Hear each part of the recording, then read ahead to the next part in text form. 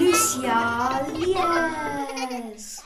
Hallo liewe lesertjie, vandag lees ons 'n Simbamba storie, Rooikappie, geskryf deur Rian Pieterse met illustrasies deur SP Grabie. Kom lees saam!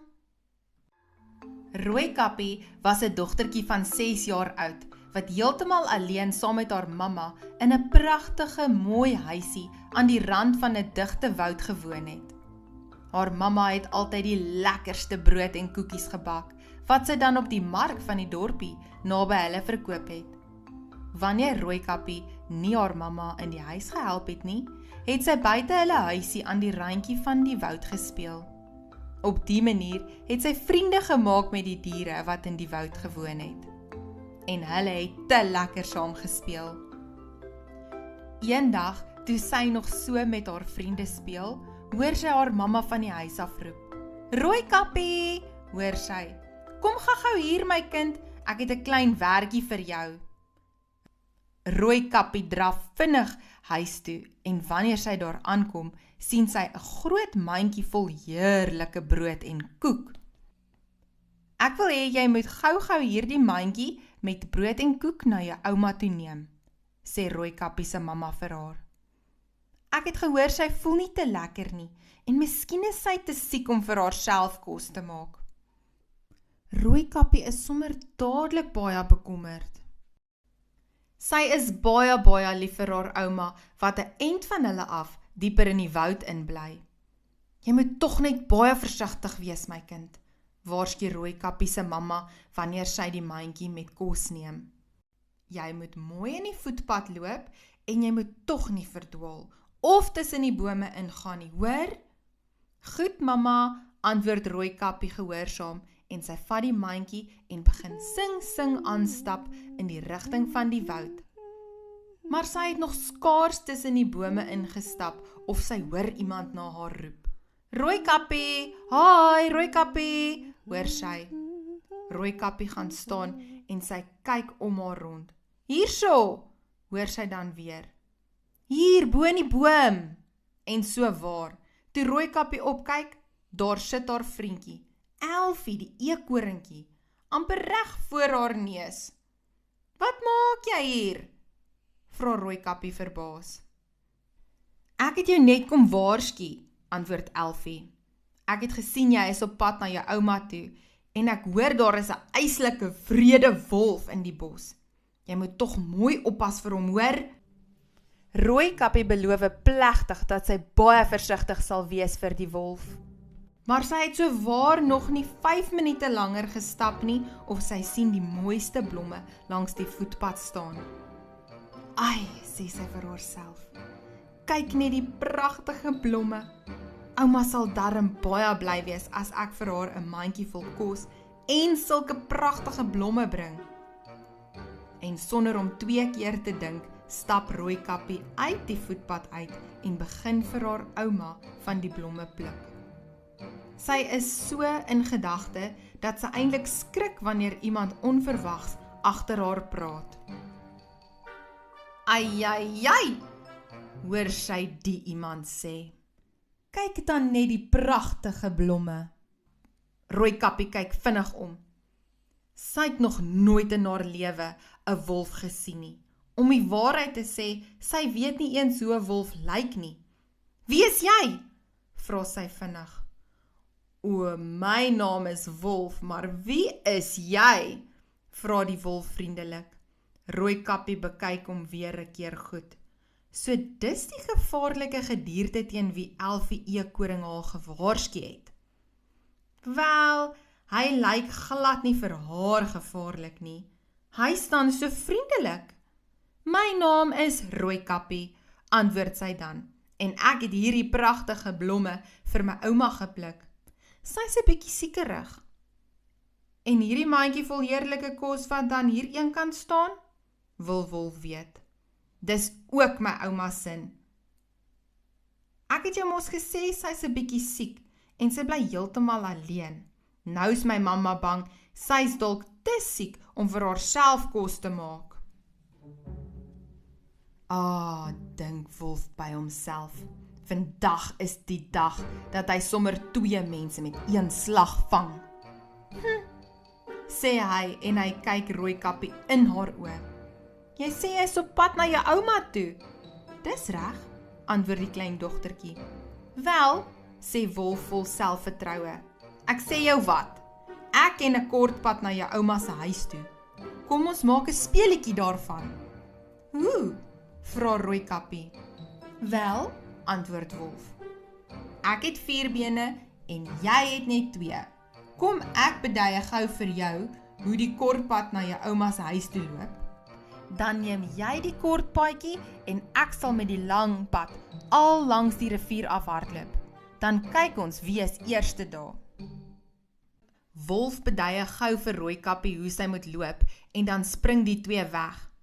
Maar wat Rooikappie natuurlik nie weet nie, is dat Wolf eintlik vir haar die lang pad beduie het en dat hy self die kort pad neem.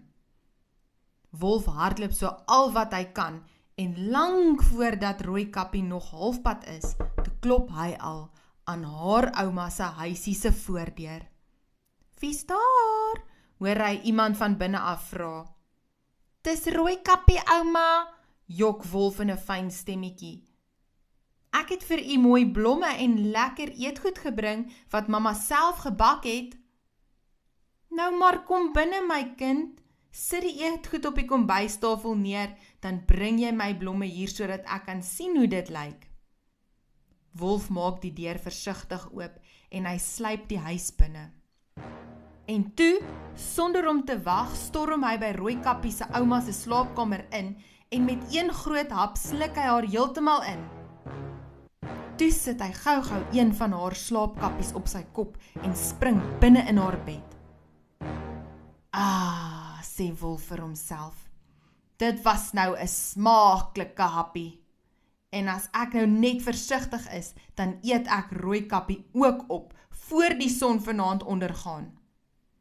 So lê Wolf in Rooikappie se ouma se bed, met die komberse opgetrek tot reg onder sy ken, en hy wag en hy wag en hy wag dat Rooikappie moet opdaag.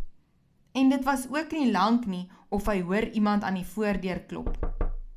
Wie's daar? Vra Wolf van binne af en hy maak Rooikappie se ouma se stem na, so goed as wat hy kan. Dis Rooikappie ouma, antwoord Rooikappie van buite af. Ek het vir u pragtige mooi blomme en die lekkerste brood en koek wat mamma self gebak het gebring. Nou maar kom binne my kind, antwoord Wolf weer nes Rooikappie se ouma gedoen het. Sit sommer die kos op die kombuistafel neer en dan bring jy die blomme hier na my toe. Wolf hoor hoe Rooikappie inkom, die mandjie op die kombuistafel neersit en dan kom sy haar ouma se slaapkamer binne. Hoi, sê Rooikappie toe sy in die kamer kom. Hoekom is dit dan so donker hier? Dis maar omdat ek die gordyne dig toegemaak het, my kind, antwoord Wolf. As ek so siek is, dan maak die lig my oë vreeslik seer. Rooikappie stap nader aan die bed. Hoi, sê sy, hoekom is ouma se oë so groot? Dis om beter te kan sien, my kind, antwoord Wolf.